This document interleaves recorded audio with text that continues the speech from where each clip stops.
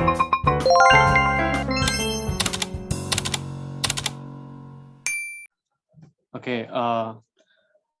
halo, selamat sore. Kami dari kelompok 1 dengan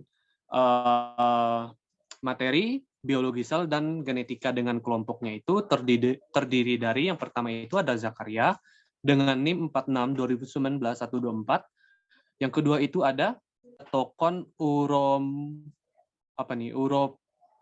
Mambini. Kon Urop Mabin. Nah, selanjutnya Vitalia Kaurop Mabin, Simeon Dekne, Yontilina Wasini. Selanjutnya akan dibacakan oleh teman saya, silakan.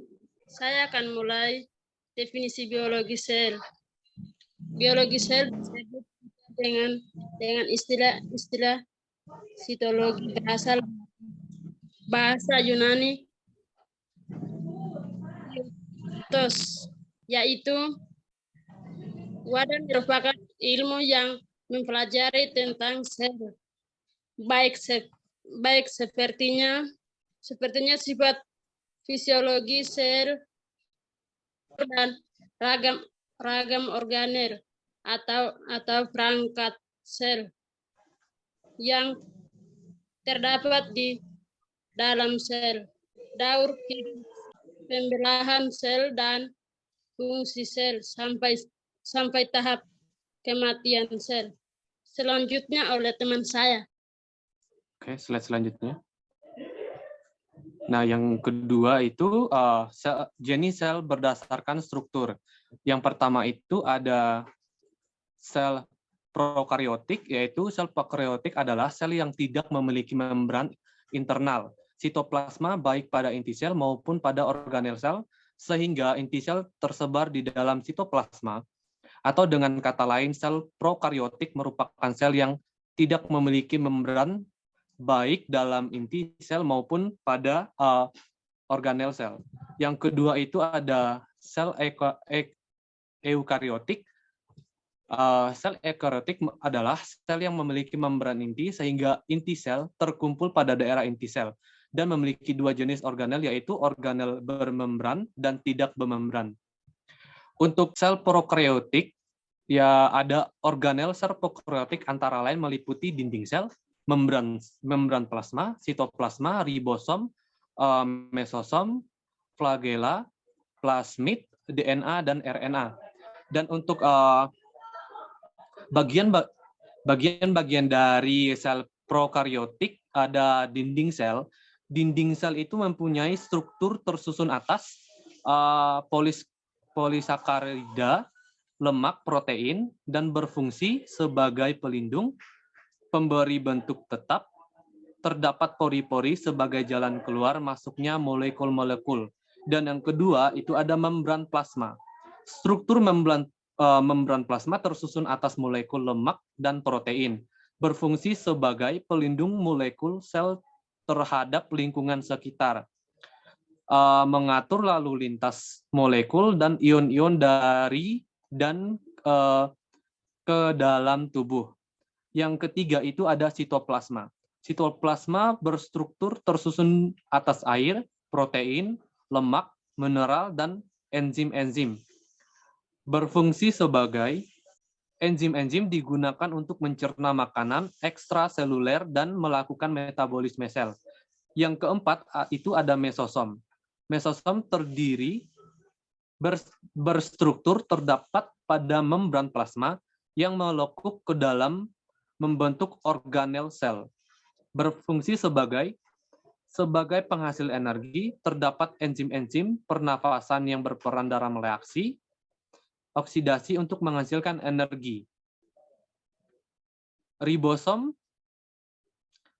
terdapat berlangsungnya sintetis protein.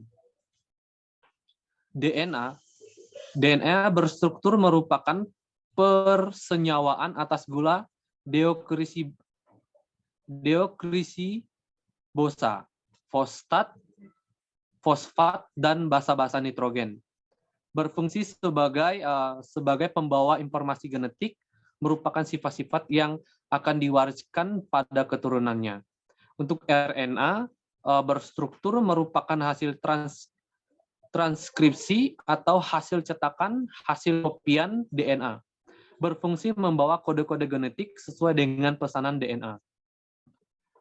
Untuk organel, untuk sel eukariotik antara lain terdiri dari membran plasma, sitoplasma, nukleus, sentoriol, retikulum, endoplasma, kompleks Golgi, lisosom, perioksisom, mitokondria, mikrotubulus, dan mikrofilamen. Selanjutnya akan dijelaskan oleh teman saya. Baik, saya akan menjelaskan bentuk atau ukuran metabolisme sel. Jadi sel merupakan unit terkecil struktural, fungsional, dan reproduktif. Setiap makhluk hidup dengan berkembangnya mikroskop, cahaya terlebih setelah dikembangkannya mikroskop, elektron. Jadi saya akan menjelaskan bentuk atau ukuran sel, metabolisme sel. Jadi sel merupakan unit terkecil secara struktural, fungsional, dan reproduktif. Setiap makhluk hidup dengan berkembangnya mikroskop, cahaya terlebih setelah dikembangkannya mikroskop, elektron. Pengkajian terdapat sel semakin tumbuh berkembangnya pula bentuk sel dapat bentuk bulat, bulatan, panjang, memanjang, berbentuk segi 5, segi 6, persegi, banyak pipi atau bertumbuh. Metabolisme sel adalah merupakan proses kimia yang terjadi di dalam tubuh makhluk hidup atau sel. Selanjutnya teman dijelaskan, silakan. Baik, selanjutnya saya akan menjelaskan tentang proses metabolisme sel akan terus dialami oleh semua makhluk hidup yang dikelompokkan menjadi 2 jenis, yaitu yang pertama katabolisme atau diasimilasi, yaitu merupakan proses atau reaksi pemecahan atau pembongkaran senyawa kimia kompleks yang mengandung energi tinggi menjadi senyawa lebih sederhana. Dan yang kedua yaitu anabolisme atau asimilasi atau sintesis. Anabolisme adalah proses pembentukan atau sintesis molekul yang kompleks dari senyawa organik sederhana menjadi makromolekul kompleks dengan menggunakan energi tinggi. Reaksi anabolisme adalah reaksi yang membutuhkan energi. Selanjutnya. Baik, selanjutnya genetika. Nukleus merupakan sel dengan unit herediter yang disebut gen. Nukleus terdiri atas pertama, membran nukleus, membran luar dan dalam. Kedua, nukleoplasma, matriks, nukleus. Ketiga, nukleus. Gen berada di sepanjang kromosom sel somatik, mempunyai 46 kromosom, 23 kromosom diturunkan dari setiap orang tuanya. Setiap kromosom terdiri atas molekul DNA yang panjang dan dilapis oleh beberapa protein, kompleks DNA, protein, dan beberapa RNA disebut sebagai kromatin. Total informasi genetik yang dibawa sel. Ini dilanjutkan oleh teman saya. Baik, di sini saya akan menjelaskan tentang pembelaan sel somatik. Pembelaan sel somatik dibagi menjadi 3, yaitu yang pertama, siklus sel merupakan sekuen pada sel somatik untuk membelah diri menjadi 2. Yang kedua, kromosom di dalam tubuh homolog 22 pasang, kecuali seks kromosom 1 pasang. Yang ketiga, seks kromosom wanita XX dan pria XY. Next, dilanjutkan dengan teman saya. Baik, ini adalah contoh sel diploid. Yang pertama itu profase 1, yaitu membran inti mulai rusak menjadi bagian-bagian kecil atau fragmen dan berbentuk gelombang pembelahan. Yang kedua itu benang-benang kromatin memadat menjadi kromosom dan kromosom homolog berpasangan. Kemudian terjadi pindah silang atau pertukaran segmen molekul DNA yang sesuai di antara kromatid dan saudara ya. Yang kedua ada metafase 1, kromosom berjejer pada bidang pembelahan. Yang ketiga itu ada anafase fase 1, yaitu kromosom homolog memisah dan bergerak ke kutub-kutub yang berlawanan. Yang keempat itu ada telofase 1, yaitu kromosom homolog memisah dan bergerak ke kutub-kutub yang berlawanan. Yang kedua, membran inti mulai terbentuk kembali. Kemudian ada sitosintesis menyebabkan terbentuknya 2 sel anakan yang bersifat haploid.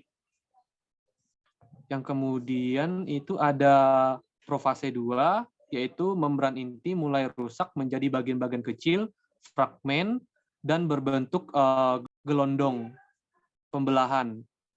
Kemudian ada kromatid mulai bergerak ke bidang pembelahan. Kemudian itu ada metafase 2, kromosom berjejer pada bidang pembelahan. Kemudian ada anafase 2, kromatid berpisah dan bergerak ke kutub-kutub yang berlawanan. Kemudian yang terakhir itu ada telofase 2, nukleus berbentuk, kromosom terurai membentuk kromatin dan sitokintesis terjadi. Selanjutnya, di sini kita juga menambahkan contoh video, contoh penunjangnya. Silakan nanti dibuka aja. Oke, baik. Sekian dari presentasi kami. Kami ucapkan terima kasih banyak. Mohon maaf jika ada salah kata. Kami ucapkan kembali terima kasih banyak. Sekian dari kelompok 1.